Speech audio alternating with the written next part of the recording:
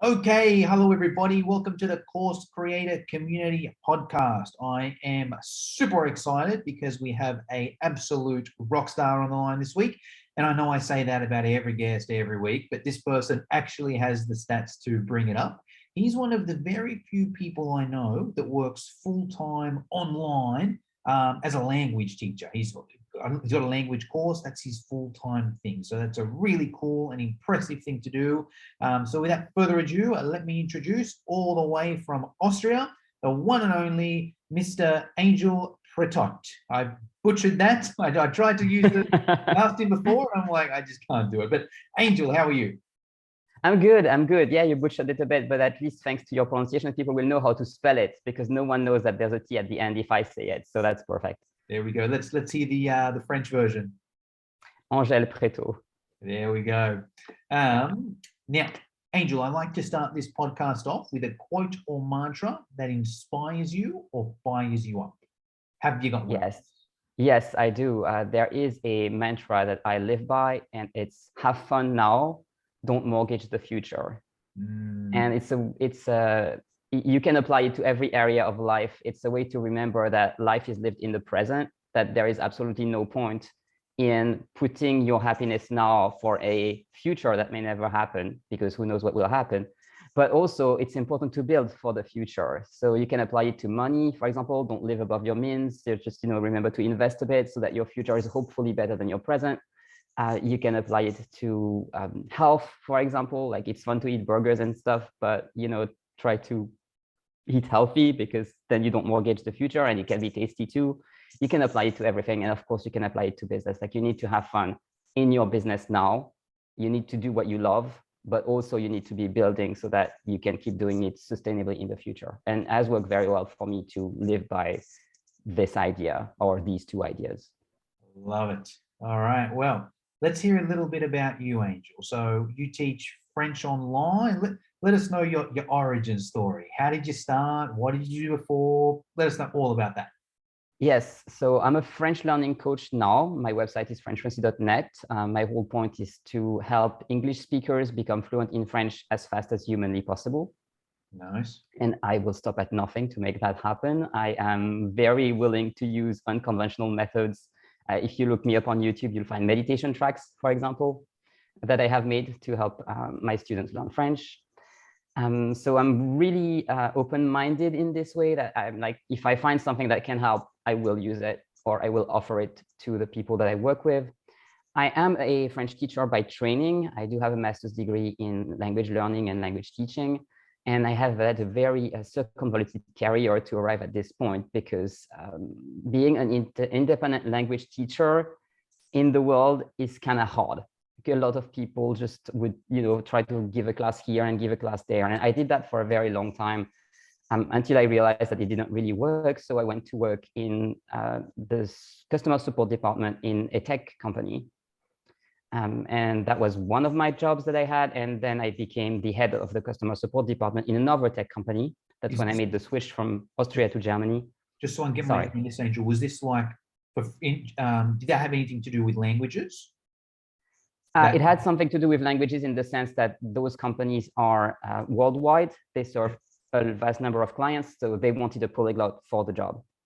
So I was still wanted a what? Sorry, a polyglot, someone who speaks several languages. Gotcha. Okay. So first I did mostly, well, actually, French, Spanish, English, and German were the languages that I've been doing in those jobs. Wow. So if anyone spoke any of those languages, they'd go through to you and you'd answer them in those languages? Yeah, I would email them, yes. Yeah, it was email support. Okay. And then I moved to a smaller company, so I became the head of the support department, and I was in charge of actually organizing the whole thing, because in a lot of small companies, it's a complete mess. Mm-hmm. And I love doing that. And that's how I got the taste of like, wow, there is really an online world. Mm-hmm. And you can do things online very successfully, and you will have more opportunities online that you have than you have around you. Mm-hmm. And then I discovered italki, which is a teaching platform. At the time, I think it worked a lot better for teachers than it does now. It's very difficult or even impossible to make a full-time income on italki. now, but at the time it was actually possible to make a decent living. You wouldn't get rich, but you could eat, which is nice. So, and then eventually I lost my job in a way that was completely illegal. And because I had been in Germany for only a short span of time, I also didn't have a right to government money for being unemployed. And worse than that, I knew that the reason why I lost my job would reproduce in future jobs because it happened twice in 6 months. And I was like, okay, this is not going to stop. I have to find a new solution. And I always had a bit of an entrepreneur bug that was killed by my parents and by my surroundings many times. But at that time, I was 30 years old and no one was able to kill my bug anymore, so it survived. And yeah, that's how that bug became FrenchFluency.net, and I ended up being a French learning coach online. Okay, run us through that. What was step one? What was the first thing you did when you decided? Actually, go through that decision. So at that point there, well, actually, what the question is, I guess, when did you have that thing that's like, right, I'm going to start teaching French online? So I actually started teaching French online on italki while I was still working in customer support or as the head of support in that company. And that's how it was, because I had just gotten fired. It was my next clue that, okay, I'm just going to continue doing that and lean into it more. But then I realized that it's not a good idea to build a business on a platform that belongs to someone else, because you can easily, well, either lose your account or just get diluted, which is what happened very clearly. At some point, everybody caught up with the fact that they could teach French on italki. And if you're competing against people in French-speaking Africa, you're just gonna not be able to meet your costs. It's how it is, you know? That's also the problem of being online, is that someone will always do it cheaper. So your only choice is to do it better. So I did so much personal development. I mean, in the past 6 years since I created my business, I've just become obsessed with learning more, becoming better, just adjusting my personality so that it works better, and also leaning into what's my natural strength and either deleting or outsourcing the rest. So yeah, it's a lot of, maybe you want to know more specific things. I don't know. Yeah, let's go in there. So let's say, were you doing both at one stage, where it's like, right, I got my courses on italki, but now let me also start French fluency as well? Or did you stop doing italki and start French fluency? What kind of happened there? No, it was definitely parallel. I did have another website before FrenchFluency.net, which was called FrenchLover.org, but it didn't really work, so we rebranded. But it was definitely, everything I've done was always parallel. italki was just one-to-one teaching. And actually, I still do one-to-one teaching now. It's most of my revenue. It's coaching. I mean, I call it coaching because I insist a lot on helping the person learn as opposed to just teaching random things, which unfortunately is what most people do in the language teaching industry. They don't really think so much on what it looks like for the clients. They just take the language and try to like fill the student with it as if it was an empty vessel. And that doesn't work. So I do meet a lot of frustrated people who are like, yeah, I tried this and I tried that and nothing works. What do I do? Yeah, it's because these things haven't been designed with you in mind. Sorry. It's true. I can help. Not just language as well, you know, martial arts. Yes, you know, it is true about everything. It's very sad. You know, it's kind of like, because I think the thing is, just because you're, especially in those sort of skills, and I'm going to use martial arts as an example, because I've done a bit of that throughout the years. A lot of the time, the instructor is a black belt, right? Someone that's really good at what they do. And a lot of the time, they're also really good naturally at what they do. Now, I think that can be a disadvantage as a teacher. If you're naturally good at something, it can be harder for you to teach, because it's kind of like, you just picked it up. It's kind of like, you know, if someone's naturally good at languages, you know, or you know, grew up speaking French, it's just easy. Well, this is how you say it. This is what you do. You know, it's kind of. I am that person. I am that person 100%. I am someone who picked up English very easily and who picks up languages just because I love them. And I'm a French native. So even though I have a master's degree in how to teach it, yes, I am that person. I confess it. And it's through all the learning and the personal development and just learning to see it from the perspective of the other person. Like, what would it look like if I had to break it down in first principles and like give people rule of thumb so they will be correct more often than not? And I've been very successful with that, because sometimes I can take a person and tell them just one thing, And if they apply that one thing, all the things that they've learned before will make sense. Yeah. And that's coaching, basically. That's just like telling this person, okay, I know you have been learning French for 5 years. Good news. None of what you've learned is lost, even though you can't make a sentence. Yeah. You only need like a few little things and then it will work. And it's very empowering both for the client and for me. Love that. Okay. Well, I still want to dive into it a little bit more. Maybe the marketing side of things. So maybe it's like, all right, cool. You also want to start. So you had your iTalki, then you're like, great. I want to run my own thing now. How did that kind of start? How did you get clients for it to start with? Was it social media? Was it your friends? How did you start? That was 100% social media. I can't really tell you how I did it because I had a really hard time doing it on purpose at the beginning, and I still don't know that I do it on purpose. But the whole idea is to find a way to showcase what you do and make it visible, basically.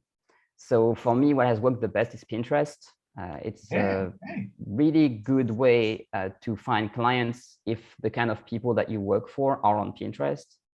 And because it's a lot of English speakers that are in there, and they are often very curious about different things. And France is one of the things that's just very romanticized. Yeah. There's just sort of a natural fit with Pinterest. If you can rank on Google, it's great. I'm still working on that, but some of my articles are not too poorly placed by now. And I particularly love YouTube because it's what allows you to show yourself and your personality and establish a connection with your audience. Especially languages, right? It's like if I want to learn a language, I just straight on YouTube, you know. Right. It's very audio, very video. It works very well. The problem is that it doesn't work on its own. The algorithm hates small channels. Why would they show a video of a small person if they could show you a video of a big person that we already know works? Yeah. So I'm still working on building my YouTube channel. What I have found works the best is to use my email list and tell them to go watch my videos. Yeah. And then it shows YouTube like which kind of person will actually enjoy this. Yeah. But I don't think I would be able to grow a YouTube channel without having an email list in the first place. Yeah, gotcha. I know some people can do it, not me.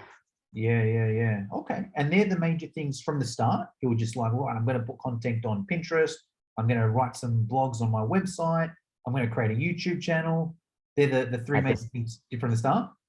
No, this is what I have now. At the start, it was way worse than that because I had no idea what I was doing. So I had a lot of Twitter and I had a lot of Instagram and I did Facebook and I did everything you can think of, and I exhausted and burnt myself out. Don't do that. Gotcha. So how did you go from that? How did you go from, right, I'm just posting everywhere and everything, to being like, you know what? I don't need to post on Facebook. I don't need to post on Instagram. These are my three go-tos. Look at what works. Like at some point, just realize you're in some sort of toxic relationship with Facebook and they just encourage you to post, but then they bury your content. Yeah. YouTube does that a little bit, but at least there's a search engine. Like that was the biggest decision for me when I was like, okay, if I were to apply a principle to which social media platform I'm going to use and which one not, because now there's TikTok too, and it's very exciting, you know, which ones am I going to use and which ones am I going to just ditch because I know that I will never pick up on them, or very unlikely that I pick up on them. And my benchmark was, do they have a strong search engine component? Can I make content now that will be found in 2 years? Yeah. Not going to happen with Twitter. Yeah. Most likely not going to happen with Facebook or Instagram, even though they pretend to have a search engine. It's going to happen, like, you know, where do you go where you can find content that was created years ago and is still good? Exactly. Google, YouTube, Pinterest. Yeah. That's why those are the three that I have kept. Yeah. And I mean, Google meaning my blog, basically. Yeah. Awesome. All right, cool. Love that. And I'm guessing the strategy on that is you kind of put some content out there on that social media. Is it to grow the email list? Is it like, right, I'm going to use those three things to grow my email list and then sell via there? Or how's kind of the sales process work? It's mostly to be found. So currently I still have most of my income coming from individual or rather high-end one-on-one coaching. And I do find that my sales funnels tends to be really short, not always. I mean, it's great to have been here for years, of course, because even if people discover you now, if they find out that you have been making content for 4 years on YouTube, for example, it's very easy to check how long this person has been here. Like, wow, this person is serious. So I'm not saying it doesn't make sense to do it for a long time, but some people would just arrive now and be like, oh, wow, that looks like the person that I need. Let me book a call with that person. Like it's very easy to book a free call with me from my website. You can just, go through, like check the program, click a link, boom, you'll get on the call with me. And that I find is what works best. For selling the course itself, I do use my email list, and I just remind people that, yeah, the course exists, and hopefully at some point they will sign up. Yeah, that's mostly how it works. Gotcha. So just so I can get my head around that, let's just say, let me think of a good one. Maybe YouTube's a good one, right? So let's say you put a video out there on YouTube. What's the call to action usually on that video? Is it just you got your website there and people go to it? Do you say go to my website, book a call? Do you say get this free thing? What's the usual call to action? They tend to be quite different. The call to action that's known to work the best on YouTube is watch this other video, because if you get someone off a platform, the platform will hate you. They want to keep people on there. Yeah. So what I tend to do is I will take one of my freebies, for example, my French starter kit or my fluency worksheet, which is part of the starter kit, and I will just show it to people and be like, okay, if you're doing this, you can be using this free thing, and you have a link below. But I will do that in the middle of the video, not at the end. Gotcha. All right, cool. That makes sense. And give that freebie a bit of a plug in case anyone listening to this wants to learn French. Yes, so it's a French Fluency starter kit. It's a set of resources. I don't know if people have the video. Should I show it? Most people will just be listening, but some people are watching, so you can show it if you want.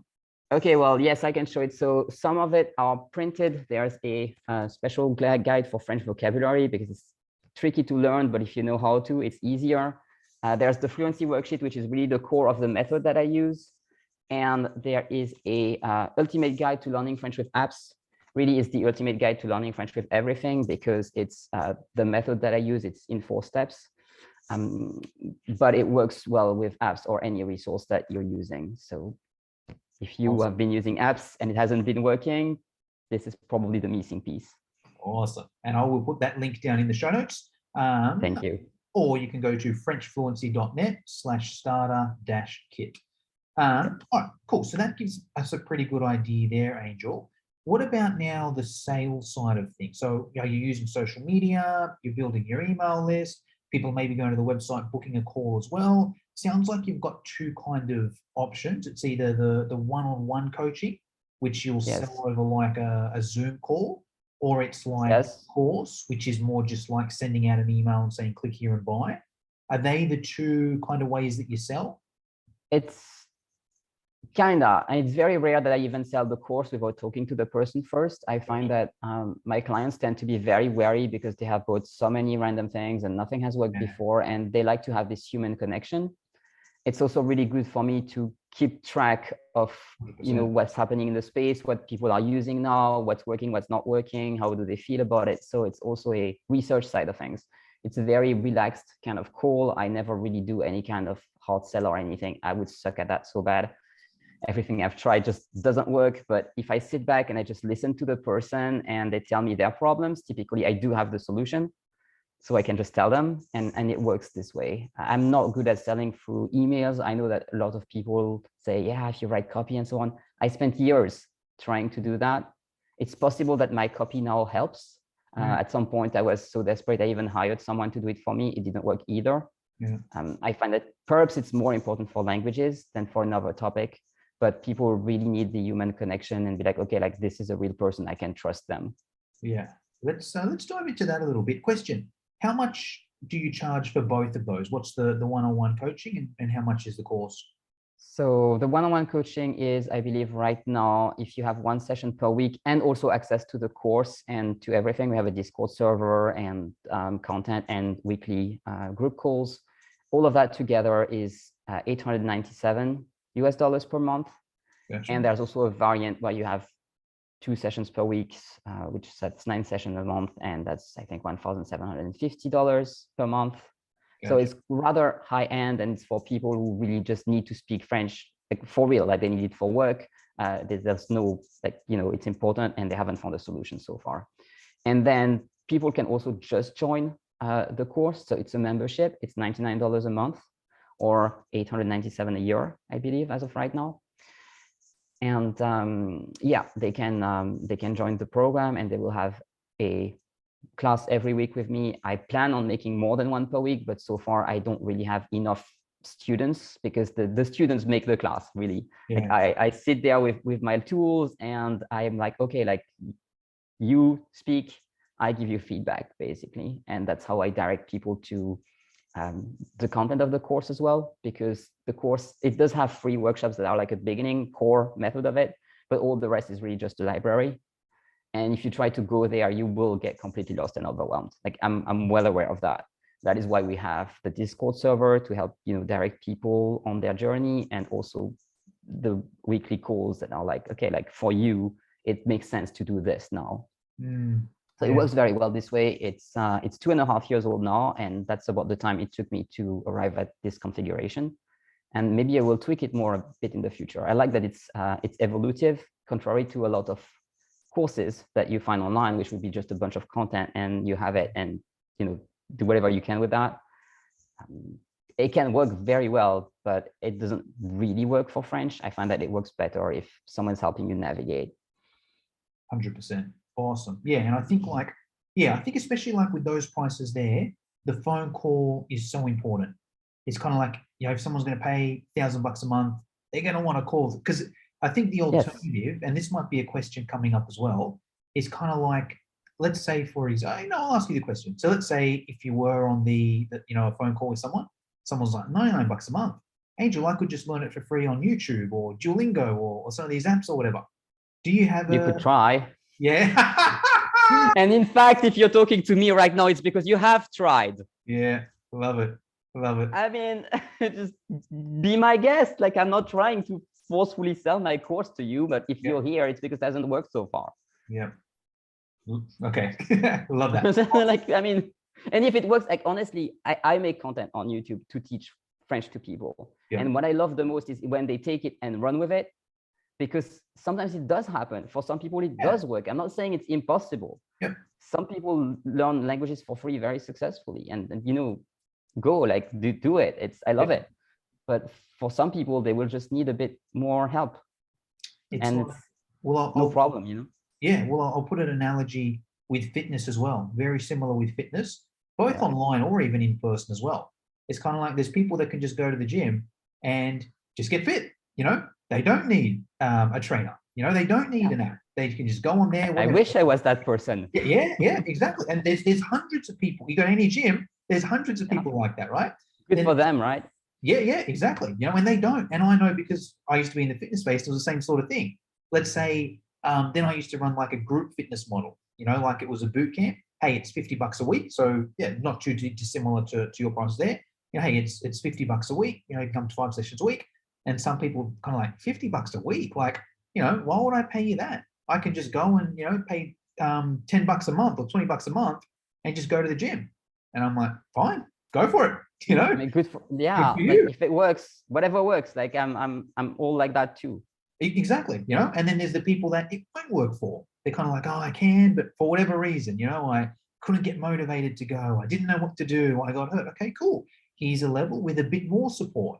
And then even in that, there's going to be people in that group fitness class that are kind of like, well, that's good. There's a trainer, but there's 15, 20 other people here. I'm just falling behind. Maybe I'm older. Maybe I've got an injury. I really need something a bit more individualized. And I've got the money to pay for it, or whatever. I'm willing to find the money to pay for whatever it is. Here's, $100, $200 for the hour for that one person.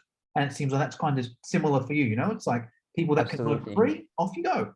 Okay, cool. Group environment, off you go. Hey, you still can't learn the group environment? Here's the next level here. And there's always going, especially with something like French, there's always going to be people at all levels. There's going to be people that can learn for free.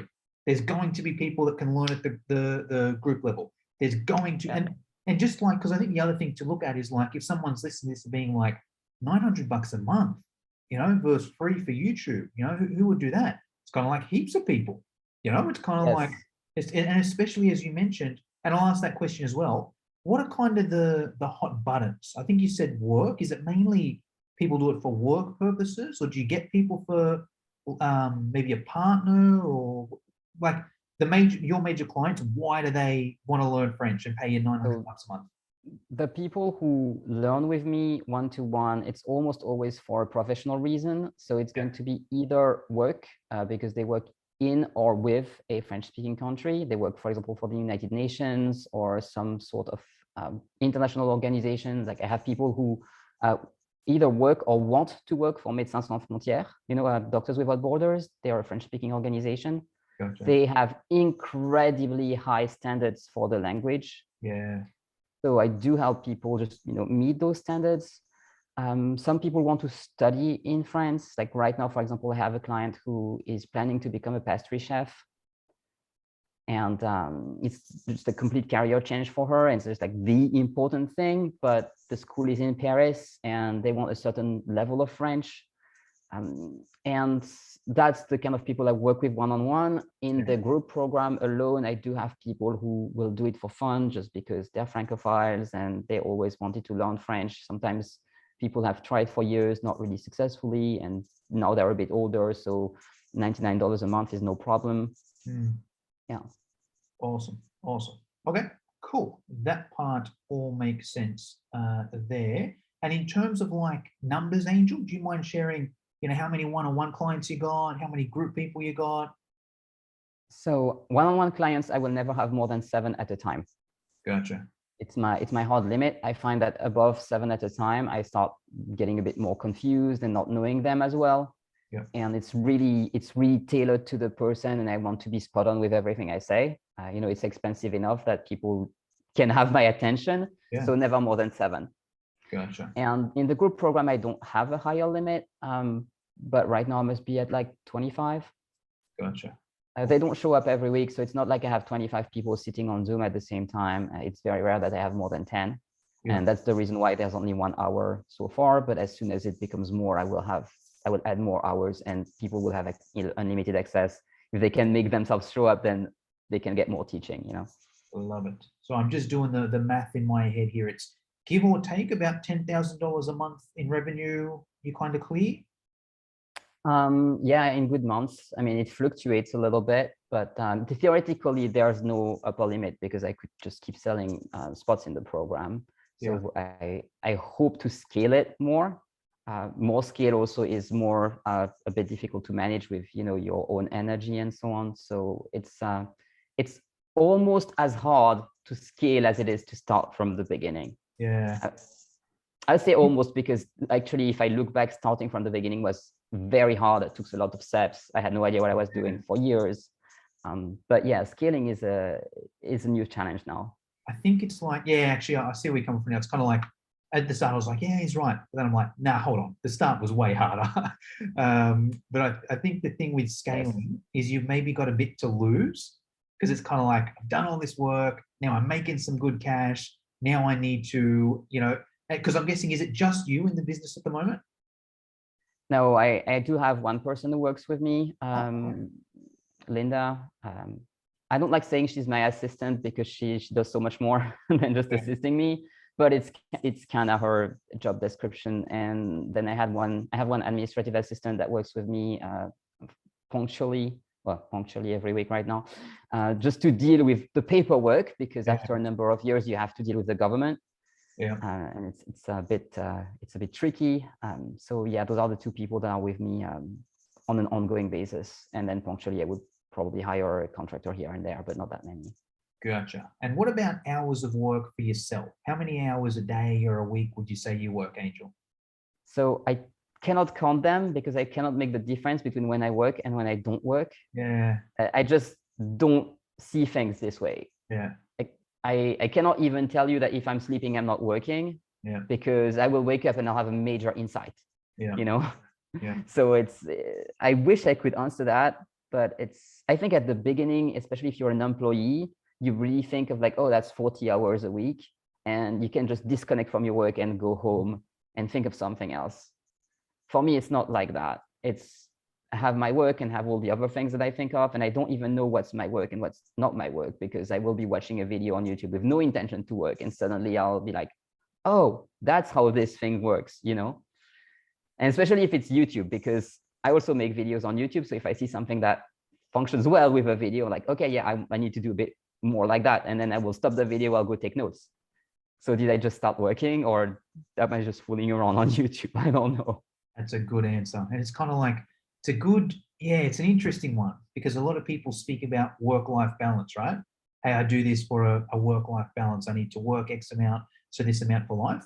But I think the counter argument to that is, especially for people that are really successful at what they do, it's kind of the one thing. It's just kind of like, Yes. I love learning French. I love learning English. I love teaching people. It's kind of like, it's not like a line where it's like work and pleasure. It's kind of like, this is my whole life. You know, I love what I do for work. And then a lot of like my passions kind of help me for work as well. That sounds like, I mean, absolutely. If you have a concept like work-life balance, you have essentially said that work is not life. yeah, Which is, it's a problem. I mean, I understand that a lot of people are trapped in work that they don't enjoy, and I'm not absolutely diminishing that or anything. But ideally, you would want your work and your life to be one and the same thing, because it's what you do. yeah. And like, to give you an example that perhaps is completely unexpected, I've taken an interest in cryptocurrencies, and there is this thing called crypto Twitter, where people tend to write threads on Twitter about some cryptocurrency related topic. The way that they write is the best writing I've ever seen. The people who are good at, they write, it's extremely tight because it's on Twitter, so you have to fit an idea in a tweet always. Yep. And because of reading so many of these threads, I now have changed the way that I tend to write, and perhaps eventually the way that I tend to speak. I'm still a bit wordy when I speak. I'm sure you can hear that, but I'm realizing, oh, wow, yeah, you can say something in a lot less word. And if you do copywriting, that's also what you want to be doing. So when I'm reading crypto Twitter, am I working? Because my brain is learning to do my work better. Yeah. And everything is like that, every single thing. Yeah, I love it. When I'm meditating, am I working? Probably. Yeah, I love it. Awesome. All right, Angel, you're a mentor for plenty of people out there that want to learn French. I'm curious to hear who your biggest mentors have been over the years that have helped you get to the position you're in now in the kind of online entrepreneur world. If you could answer this in 3 different ways, if you could give us a paid mentor, so someone that you've paid money to, you've done their course, their coaching program, been to their retreat, their event, whatever it is, an unpaid mentor, so someone that you haven't paid, but you watch their YouTube videos, you follow them on Instagram, whatever it may be, and a book that you read and changed your life, or that you recommend someone else should read if they want to be a successful online entrepreneur. Right. So it's very difficult to narrow it down to just 3, but fortunately you sent me these questions before, so I had time to think about it. So the paid mentor, I'm going to have to quote Courtney Shaw, or I think it's called Shal. She used to be called Courtney Johnson, but now she's married. She had at the time a program called Yay for Clients. I think she has changed her offer a little bit, but she's the person who taught me to create a signature service. And that perhaps is something I should have explained earlier in the podcast, but because if you had asked me how did I start making a course, I would have told you that it's a terrible idea to set out to make a course. And I of course did that, but it didn't work.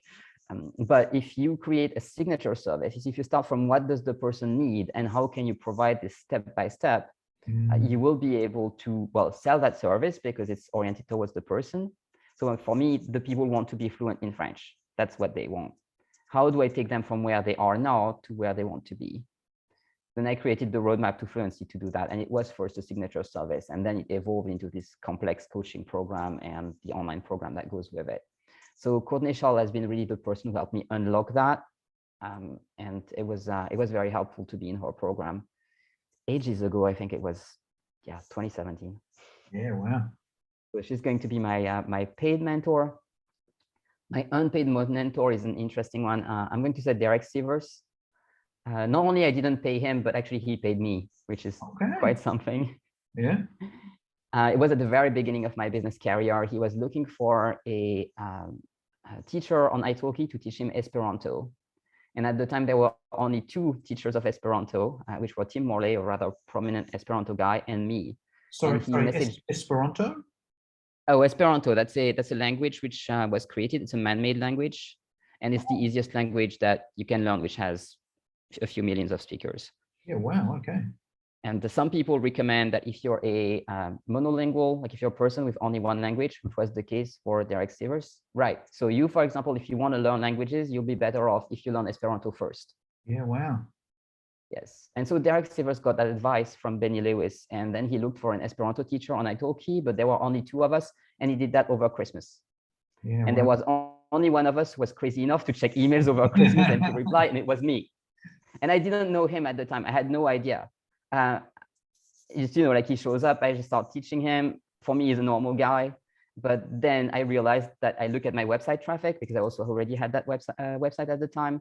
And I see sivers.org. And I'm like, what's sivers.org? I have got 200 people trafficking from like that link. What is this? And then I realized is that this like huge entrepreneur who had like a startup at the time of, you know, the early .com time, and he sold it for 22 millions. And he's this major mentor, is like quoted everywhere, has written books, has just extremely influential. And yeah, I mean, I think if I hadn't had him as a client completely randomly at that time, and if he hadn't started actually even explaining things to me, and, you know, we became friends, so I could ask him questions and stuff. And I was like, wow, he's really someone, he's not trying to mentor people. He just likes to write things. And he has a blog that's extremely mind-blowing. So totally recommend what he writes. You can find also a few talks by him on YouTube, even though he doesn't have a channel of his own, as far as I know. But yeah, very, very influential guy. And the book, it's not a book that changed my life so much, because it came out way too late for me to benefit from it from the beginning. But if you are at the beginning of your journey, like, read this. It's Chillpreneur by Denise Duffel-Thomas. It's she's writing for women. So if you're a guy, don't be put off by that. The advantage of reading something that's been written for women is that it's not written from the perspective that, oh, like you're a guy and your work is your whole life, and you have to, you have your full time, you know, to put into that. Because if you read from anyone who gives you advice for entrepreneurship, they start from this framework that you can, oh yeah, just work 60, 70, like 100 hours a week, you know, Elon Musk, for example. And it's great, but not all of us can do that. And, you know, it's not about being male or female. It's about, well, how much resources do you have on your hands? Sometimes you don't. Sometimes you have a full-time job and you want to start your business next to it. It's very common. Or she writes a lot for people who have children, for example, because that's something you might also be having. And if you only look at great entrepreneurs, you'll be like, yeah, but I mean, what do I do with my like children or my full-time job or my parents that I have to take care of or whatever? But she's really good at just helping you narrow what you have to do, like finding the things that are important. She also has 3 different kinds of business that she explains in here, and how they can work together, how you can mix and match them. So one of them is selling online products. So courses will be in that category. And another one is coaching. So yeah, it's a really good, well-rounded thing if you're interested in creating an online business, or you're at the beginning and it hasn't really worked yet. You can get a few things unlocked if you read Chillpreneur by Denise Duffel-Thomas. Love it. Okay. And can I give a bonus? Yeah, please do. Even perhaps more bigger than business, because it's business and life. Mary Forleo's book, Everything is Figureoutable, is also a really good one to, well, figure things out. Awesome. I actually haven't read either of those 2. I think I'm guilty of reading a lot of the male ones, you know, the Tony Robbins, the Grant Cardone. I mean, I did it too. I mean, I was like, I'm not gonna quote Tony Robbins. Everybody knows him. Yeah, true. But I'm gonna, I'll definitely check out those. Okay, final question, Angel. I like to ask everyone about their software stack. So there's all these different platforms out there. It's a nightmare. Yeah, exactly. I'm curious, which one do you use, and have you always used that, or you tried a few and you came across this? Yeah, I tried so many different things.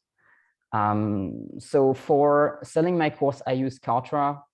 Gotcha. I would not recommend it, but I have not found something better for having a member zone that doesn't look messy. Everything else looked worse. It's expensive. It's also pretending to do email stuff, but it does it so poorly. And my assistant deals with it now, but it's not something you want to like do to someone. I'm sorry for her. So, but I use Drip for emails now. I actually had Drip, then I moved to Kartra because Kartra was pretending to do email as well. And then I was like, okay, fuck it. Sorry for swearing. I'm just going to pay for Drip extra because it works so much better that I'm going to save in labor cost what I spend for the membership in Drip. Yeah. So those are the really two main ones that I use now. I use Zoom for calls. I use Discord for community. Yeah. I used to have a Facebook group. It actually still exists, but Facebook it's getting worse by the minute. I don't know how they manage to keep getting worse, because every time they change something, you're like, okay, like we have hit rock bottom this time. It cannot get worse, but somehow they always overdo themselves. So I had to find another solution. And when I discovered Discord and I saw that some communities were actually working properly with Discord, and that, it's searchable, you can have different channels for different topics. It's easy to use. Yeah, we totally recommend Discord. Even if you're not a gamer or something like that, just do yourself a favor and check out Discord, because it could solve some problems and it's free. I think there's a paid version, but I use the free version. So yeah, those are the main ones. I have Squarespace for my website. I don't know that it's particularly good, but my ex-wife chose it for me ages ago because she was helping with web design and things like that, and it works okay. Gotcha. So it's Squarespace Yeah. for the website. The Yes. checkout cart is on Kartra. Is that what you're saying? Yes, it is. Gotcha. Yes. And then the course is hosted on Kartra as well. The course is hosted on Kartra as well. Gotcha. But you use Drip, except for the Discord community and Zoom call. Yeah. Gotcha. Gotcha. And the email is done via Drip. Yes. Awesome. Awesome. Cool. Well, hey, Angel, that's pretty much all I wanted to cover today. Someone's listening to this. Well, let's do a couple different things. If they're listening to this and they want to learn French, well, hey, go to frenchfluency.net/starter-kit. I'll put the link down in the show notes there. What about if someone just wants to follow you personally, Angel? They may not want to learn French, but they're like, this guy's cool, he's motivational. You're active on social? And if so, where's your best one? Yes, you can find me on YouTube. That's probably the easiest. I do have a Telegram channel as well. So I think it's at French Fluency. That's the Telegram handle. And YouTube is Angeł Prétot, the French coach.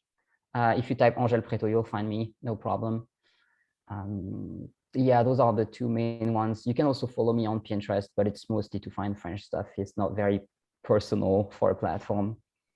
Awesome. But yeah, YouTube, I mean, I love reading the comments. I love answering the comments. So, and of course there's LinkedIn if you want to connect, but I have never really found a way to make it work for me. So I don't hang out there too much. Awesome. All right. Well, Angel, that's pretty much all I wanted to cover today. Is there anything I should have asked you, but forgot to, or anything you want to finish us off with? I think you haven't insisted too much on the time frame. And a lot of people, I find a lot of super inspirational articles are like, look how he became a billionaire or a millionaire in 2 years. I'm not a millionaire yet. I'm very confident that it will happen one day. But I have had my online business for 6 years and I do live off it. I'm very happy. I make enough money, to live what I consider to be comfortably. I know it's going to increase in the future, but it takes time. Yeah. And I think there are a lot of people who give up before it happens. I don't know that, I mean, because we see so many people who have been successful fast, or at least they say they have. Yeah. And that's all we see. We have a really big survivor bias. It's very easy, if it doesn't happen for you super fast, to think that you suck. Yeah. In my experience, the business owners that I know in real life or online, but the people I know personally, they don't have this experience. They grind it for, I don't like the word grind because it suggests that it's difficult or hard, but it's at least long. Yeah. You are going to make mistakes. I've made so many mistakes, I can't even, the amount of time I spent trying to do the wrong thing. Like, for example, I saw you have a podcast episode about tiny courses or micro courses, like selling small courses that are under $100. And I heard that advice from entrepreneurs that I admire and trust. And I was like, I'm going to do that too. It didn't work. I exhausted myself. I made almost no money. Yeah. It works for some people, but it didn't work for me. And you will, if you are trying to build an online business, you will have so many of those experiences. Yeah. It's normal. In my experience, the people that I know who run their own business, they have had so many things like that. And all the ones who are successful, it's because they're like, oh, this didn't work. Like, what did I learn? What can I take from that? How can I tweak? How can I pivot? What can I try next to have a bit more of a chance that it works? Like, another thing that didn't work for me that some people swear by, paid ads. Never worked. I could never make them work. I hired someone to do it. It still didn't work. For some people, it just won't work. It's okay. I think the universe really wants me to put up my best content for free and people to find me this way and be like, wow, like, this guy is amazing. Let's work with him. It's how it has always worked. I try to quote unquote scale with ads. It was a total failure. Does it mean that I suck at online business? Apparently not. I mean, I'm okay, you know, but it's easy to be in that position and be like, oh, wow, that doesn't work. Like, I guess all those people were lying or whatever. You have to find what works for you. It takes time. So yeah, don't give up. So many good points there. I want to piggyback off that a little bit. Sure. So one of my favorite quotes is a Tony Robbins one, which is something along the lines of most people overestimate what they can do in a year, but underestimate what they can do in 10 years. Oh, this is so true. Yes.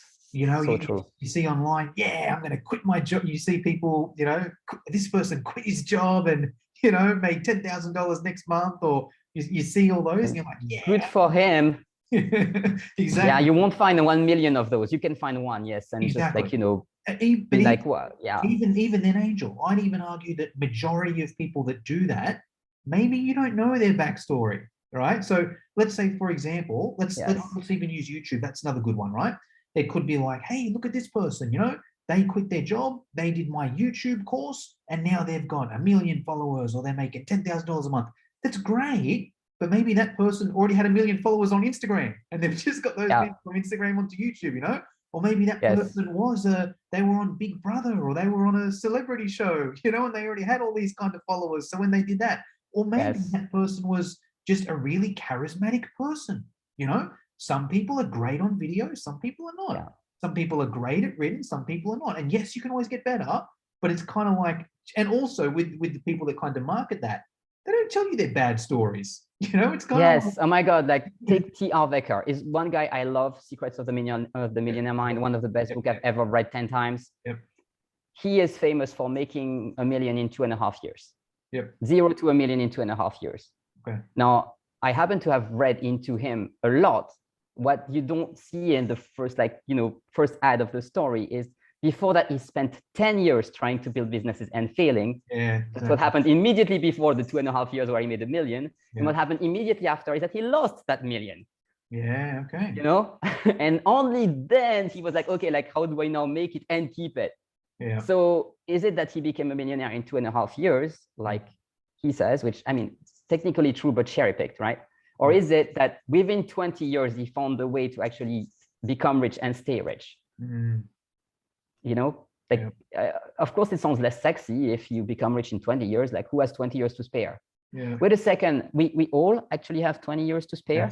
Like, the time will pass anyway.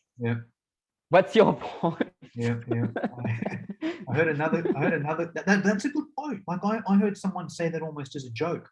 One of these, I think it was maybe a Tony Robbins or a Bob Proctor or someone, where it was kind of like they were telling this story where they were speaking to an older person, and I think that older person wanted to go to university and be a doctor or something. It was going to take 10 years. They were kind of like, oh, I'm 35 years old, you know, I can't become a doctor now, you know, I'm going to be 45 by the time I'm a doctor. And the person was kind of like, well, how old are you going to be in 10 years time if you don't do it anyway? You're going to be 45 anyway, so you may as well do something in those 10 years. And I was like, the thing is that I think it's a good rounding thing because it circled back to what I said at the beginning. Have fun now, don't mortgage the future. I wouldn't go to university to become a doctor now. I'm 37, by the way. Not because I will be 47 by the time I'm done, but because I will suffer like hell for those 10 years. And maybe I will ruin my health and burn out, and it will be a disaster. I would much rather do something that I enjoy now. Yes, maybe I will work hard. I don't like the idea of hard because I will work a lot. It's possible. I love working, okay? It doesn't have to be hard. But at least I will enjoy what I'm doing. And that's super important because like I'm not putting off my life now for a hypothetical future. Yes, I love it. But Awesome. yeah, if you want to be a doctor, do it. It doesn't matter how old you are now. It's just I don't want to, but you do you. Love it. Awesome. All right, Angel, let's leave it at that for today. Thanks for your time. Thank you.